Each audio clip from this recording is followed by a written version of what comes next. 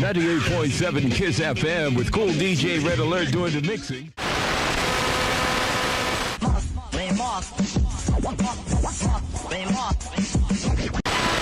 98.7 KISS FM, the Latin Rascals. The God Cops of Hip Hop. Mr. Magic. If I can go back in time and tell my younger self that I'd witnessed history unfolding, and that I'd be old as hell 40 plus years later, I doubt I'd listen. I was too stubborn and ignorantly believed that I'd stay young, and new MCs would constantly churn out music for NYC that would be instant classics today. A lot of those earlier MCs are long forgotten, yet the ones here still tour, and we old heads get nostalgic about music during this period in time, what gave us eargasms. I'm gonna keep this a buck. Oof, there's me, with the fake gazelles on. The 1980s booty shorts, socks that damn near came up to my chesticles, pimping on Park Avenue, at the knockoff joints called gazelles from a street vendor. I know that was a style back in the day, but I can't believe our parents let us go all dressed like that with those booty type shorts. Anyway.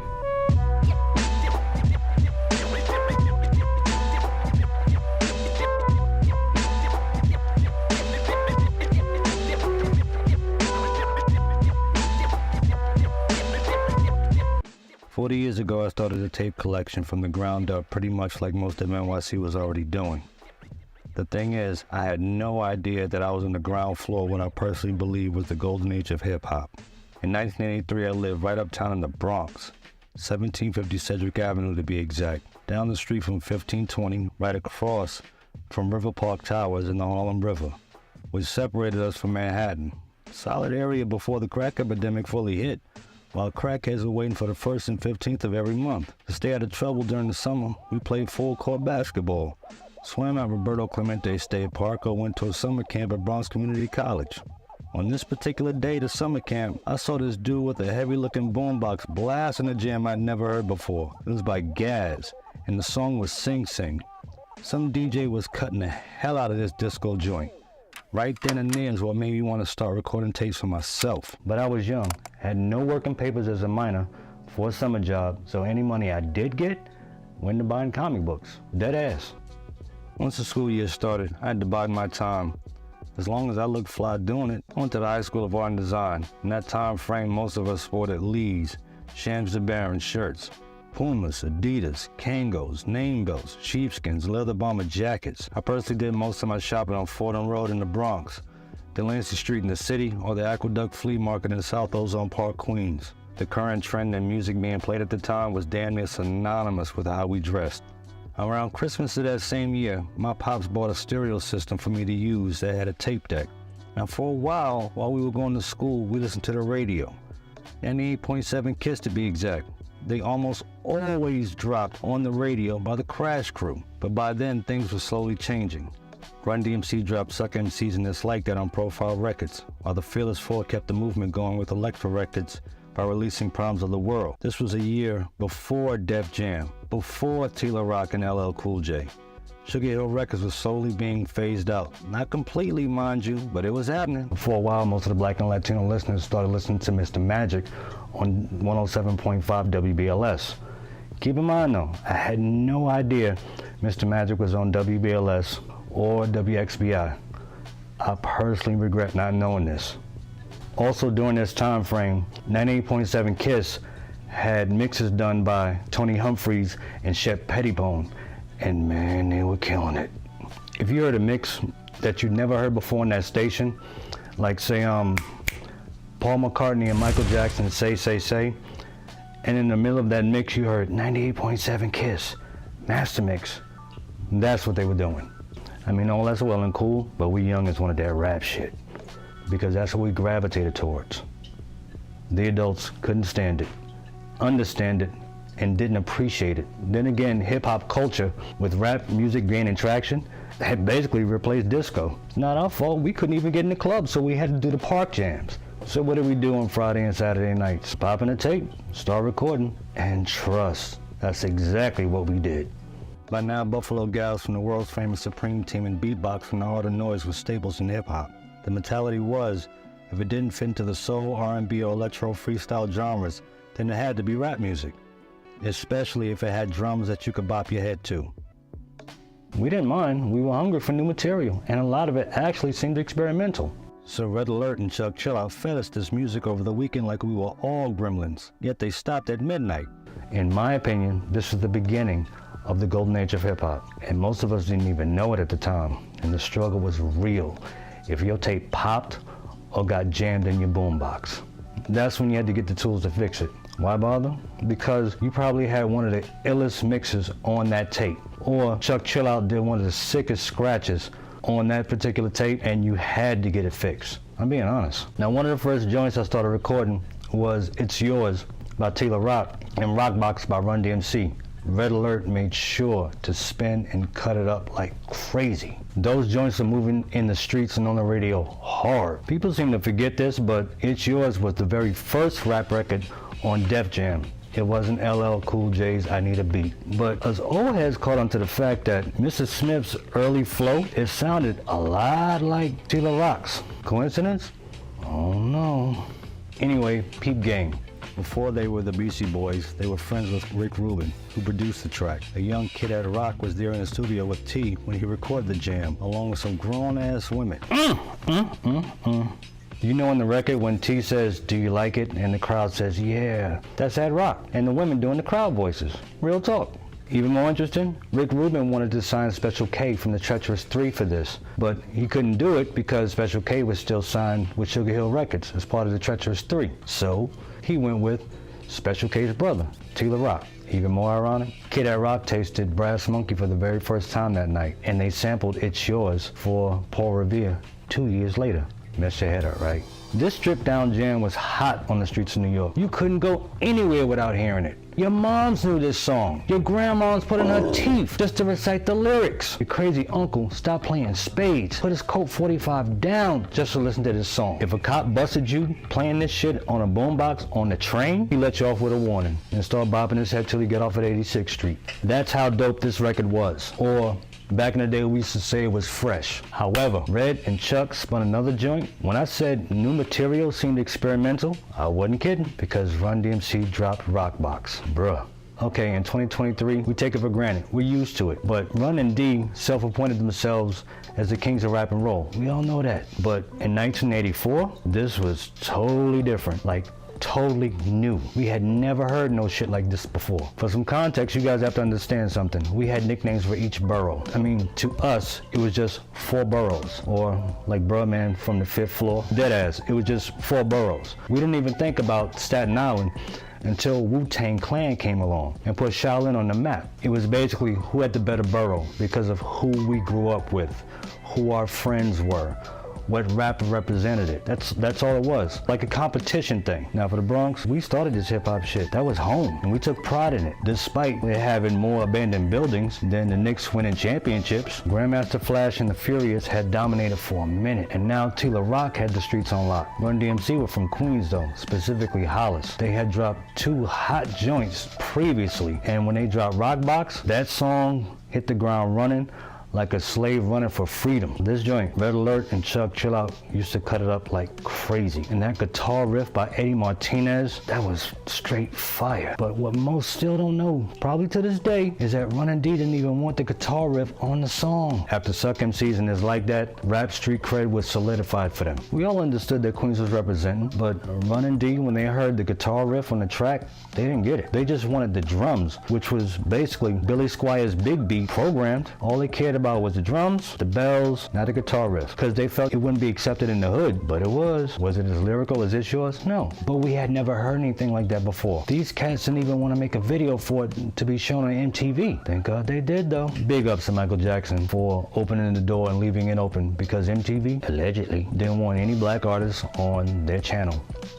This rap and rock combo got white kids who probably never listened to rap music and never got into hip-hop culture to take notice and start listening. If joints like these were gonna drop and evolve on Friday and Saturday nights, then you already know. Now to be fair though, I missed a lot of the good stuff that got no radio play. The Cold Crush Brothers tapes that got circulated around the city, and the Mo D Busy Bee Battle at Harlem World, I missed it. Ain't gonna lie though, giving someone a blank tape ain't exactly a risk, but Giving someone a tape with all that material on it?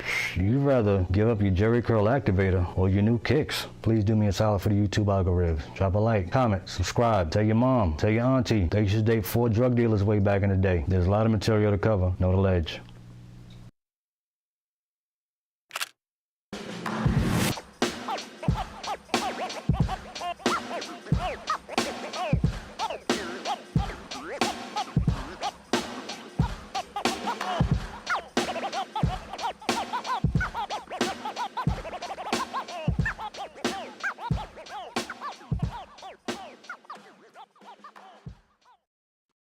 Imagine if the following happened. No more rap music being played on WBLS in 1984 anymore, ever.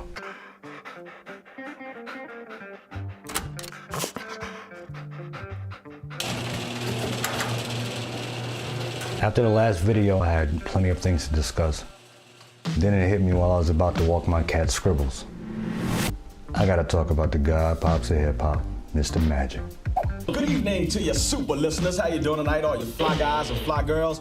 Welcome once again to the world famous Mr. Magic Rapper Jack, and of course I am. Some parts of this are such a pain in the neck to talk about that every time I think about it, I get disgusted. So why not give you some context? In 1982, WBLS were pretty solid with their ratings and needed a solution to the problem of 98.7 KISS gaining ground via younger listeners. Pretty messed up because this is the same station that started playing D-Train, Alicia Myers, Shannon, and Madonna before damn near everyone else back in the day. Remember when we all thought Madonna was his sister? I mean, yeah, I thought she was too. In this time frame though, Frankie Crocker was the program director, and Frankie had a musical director named Mae James. Mae has a daughter who constantly stayed up well past midnight listening to the radio, with that same radio under her pillow on the low. So naturally, Mae's wondering what the hell has her daughter so caught up that she probably risked getting put on punishment for staying up past Betty by. Turns out that her daughter was listening to some dude named Mr. Magic and his rap show on WHBI. Magic would personally buy airtime on WHBI because it wasn't commercial radio, but he did believe in the growing hip-hop culture and loved rap music. Having been on at HBI for a few years already, his show didn't start off playing mostly rap music because there weren't enough rap songs to fill the time slot. Before he rebranded it as The Rap Attack,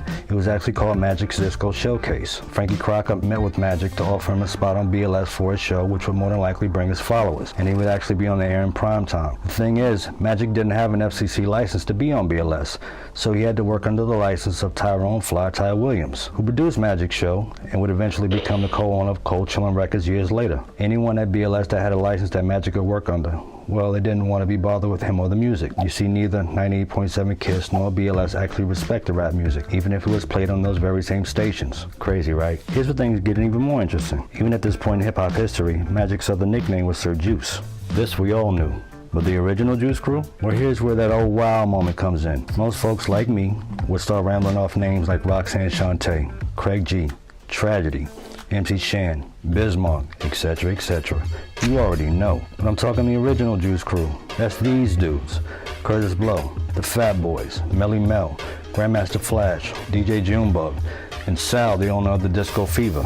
You see, Magic would hit up the Disco Fever and the Boogie Down quite a bit. If you frequently went there and had celebrity status as an MC, DJ, or radio personality, you were more than likely considered part of the Juice Crew. With Magic and Fly Ty Williams on board BLS now, Magic needed a DJ for his show, and he wanted DJ Junebug, who was a prominent DJ at the Fever. However, Junebug was found dead in the Bronx. As great a DJ as he was, to the point that he had the ear of Curtis Blow and the crowd at the Fever, Junebug was also into extracurricular activities, and it seemed to catch up to him. With Junebug's tragic passing, Magic was desperate for someone to be his turntable DJ on the Rap Attack, and was introduced to Marley Marl by way of Dr. Bob Lee. The first time Magic asked Marley to be his DJ, Marley point blank turned him down as they didn't exactly get along from the jump, and that lasted a while. When he asked again, with the proposal of Marley earning more money as opposed to being a club DJ, Marley jumped at the chance, especially with millions of Magic's listeners ready for some orgasms. Yet even that was a problem, because Marley didn't have his FCC license either, and technically didn't work at BLS. Frankie Crocker and Magic bumped heads quite a bit over this, until Crocker gave in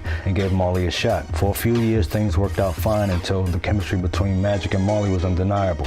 However, Murphy's Law still applies to any and everything. This is 1984, a good year for rap music and the hip-hop culture on a whole, despite the crack and AIDS epidemic on the rise with no slowing down. It's Yours was a hit, Rock Box was a massive hit, Divine Sounds dropped Do or Die Bet style rep in Brooklyn harder than Times in 1929. Beat Street had come out in June of that year, with Wild Style having dropped a year previously. Magic, Marley, and Ty had gotten BLS some incredible numbers. Red Chuck and the Latin Rascals were on Kiss handling business, so all should be good, right? Nope. Frankie Crocker left the station that year. The holy trinity of rap on BLS were on fire, and Charles Warfield, who was a general manager at the time, came up with the bright idea: give Magic, Marley, and Ty their own time slots. All that time spent building up more followers and getting BLS some great numbers to keep them ahead of Kiss FM was official. Technically, that sounded good at the time considering the opportunities offered to the fellas, but Warfield had an ulterior motive. He didn't want any rap music, zero, nada, being played on BLS. Ken Webb, who was a respectable DJ at the time, allegedly didn't like rap music either, and would insult the genre right in front of Magic at meetings concerning BLS and its growth. Warfield basically offered the fellas crumbs and dingled enticing bait in their faces to get them to stop rap music's ascension and progression. He'd even gone so far as to talk to Barry Mayo, who was a top dog at Kiss, to make this happen by getting rid of Red Alert and Chuck Chillout. You just can't make this stuff up. Mr. Magic was arguably the biggest person in rap music because he had a huge following that was growing, and he was on radio. Record labels would look up to him and seek his approval if a rap song was worth playing on his show. And yes, that included Sugar Hill Records or a young Russell Simmons who gave his brother Joe a shot and put him on. Think about it.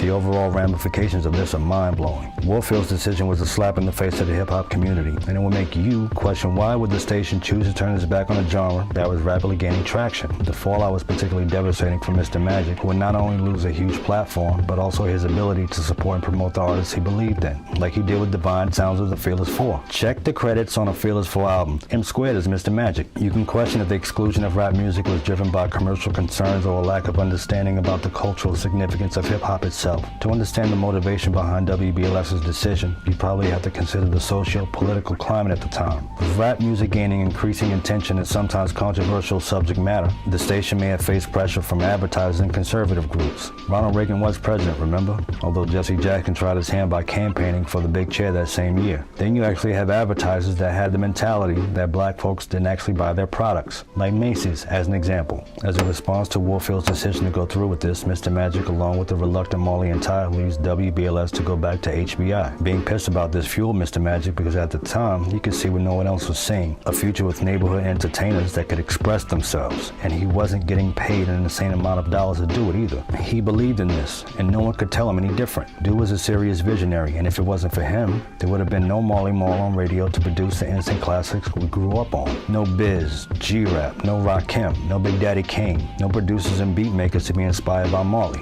like Pete and Primo, and none of those hot exclusives that Magic dropped on BLS let all of this marinate about how one dude saw what most didn't, and if Marley didn't learn how to sample. And yes, BLS did bring them back. That's a story for another day though. Here's my take on this overall. If you, like Magic, have a vision that no one else can see, don't let anyone stop you. The only one stopping you is you. Just make sure to keep your integrity intact and stay the course. Let me know your thoughts in the comment section, and I'm gonna have an entanglement with a cup of coffee. Praise Jesus for coffee. Hit that like and subscribe button, because I have more joints to explore and to get people thinking. Big ups to Magic, Marley, and Fly Ty for being the soundtrack to my teenage years, and mostly everyone else in the New York tri-state area. Know the ledge.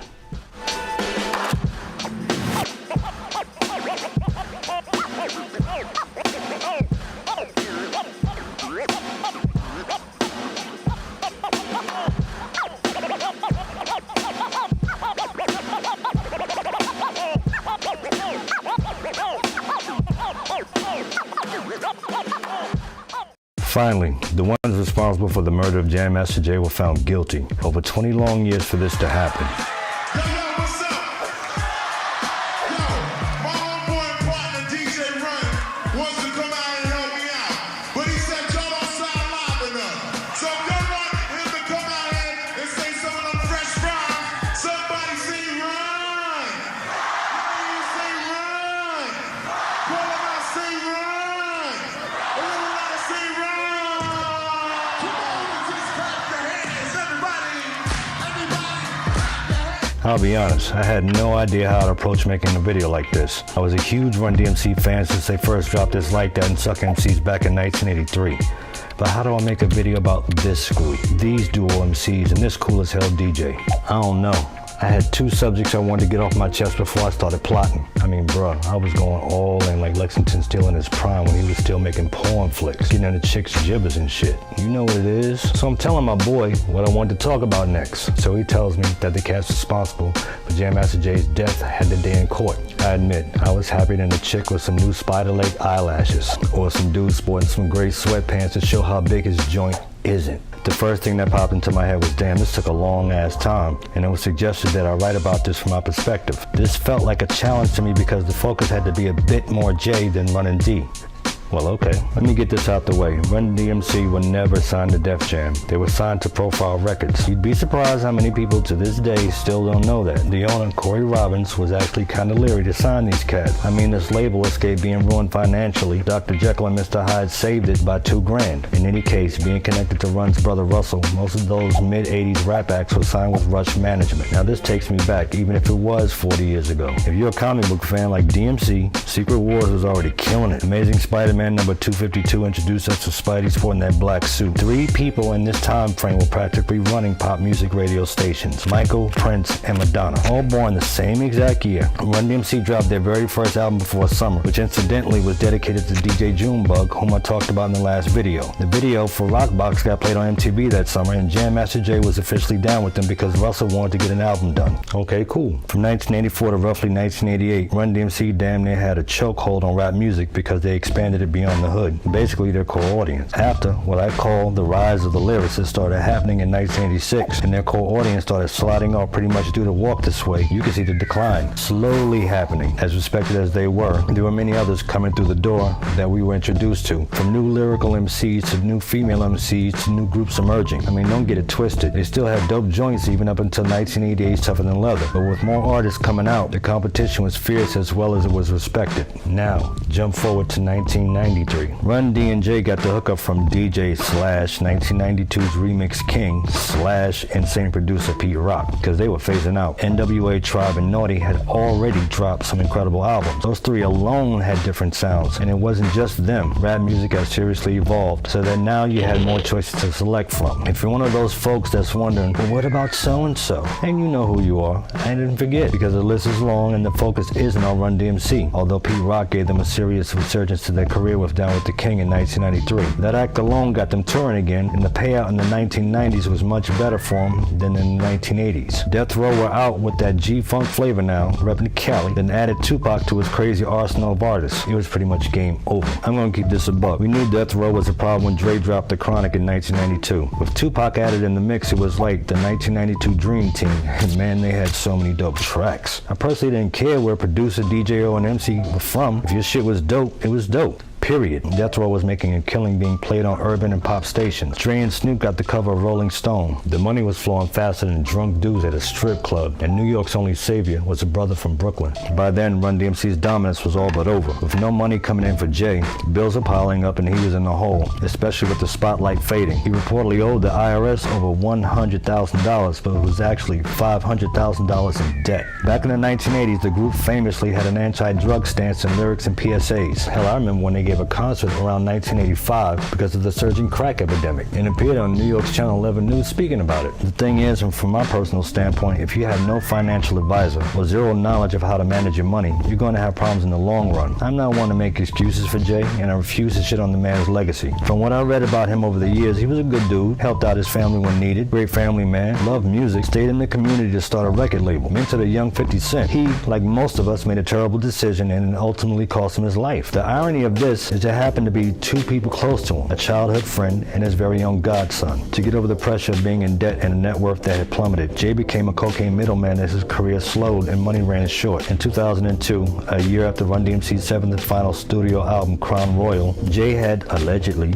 acquired 10 kilograms, 22 pounds of cocaine. To get it distributed, he brought in Ronald Washington, his childhood friend, and Carl Jordan Jr., his godson, to make this happen in the Baltimore area. The thing is, Ralph Mulgrove, a drug dealer based in Baltimore didn't want to work with Washington. He knew Washington from way back in the day and actually wanted to put a hot one in him on sight scene. The animosity was a bit thick, and Mulgrew refused to do the deal with Jay if Washington was involved. Mulgrew lived in Baltimore at the time and oversaw a cocaine distribution ring with about 25 workers. Since he wouldn't comply, Jay cut Washington and Jordan Jr. out of a potential $200,000 payday, which pissed them off to the highest point of festivity. Mulgrew has spent 12 years in federal prison on a drug-related conviction before his release in 2013. He testified only after being arrested on a material witness warrant, which can be used to compel court appearances. Days leading up to his death, Jay seemed more worried than usual, and he stayed strapped. On October 30th, 2002, Washington and Jordan entered a previously locked fire escape exit door at the back of Jay's recording studio, located on Merrick Boulevard in Jamaica, Queens. With the help of accomplice Jay Bryant, who incidentally will be tried in January of 2026 in a separate trial, Ronald Washington and Carl Jordan went upstairs to the recording studio where Jordan greeted Jay. At the time, Jay was sitting on the couch playing a video game and reviewing paperwork with his business manager. Initially happy to see Jordan, things went south fast. Jordan pointed a gun at Jay and fired 2 shots at close range. One shot hit him in the head and he died instantly. Jay's business manager tried to dip out after witnessing this, but was caught by Washington. He pointed a gun at her face and demanded that she lie on the floor, after which Washington, Jordan, and Bryant fled the scene. The defendants later openly made admissions to their associates implicating themselves in the fatal shooting or bragging about being the shooter of Jam Master Jay. After Jay's murder,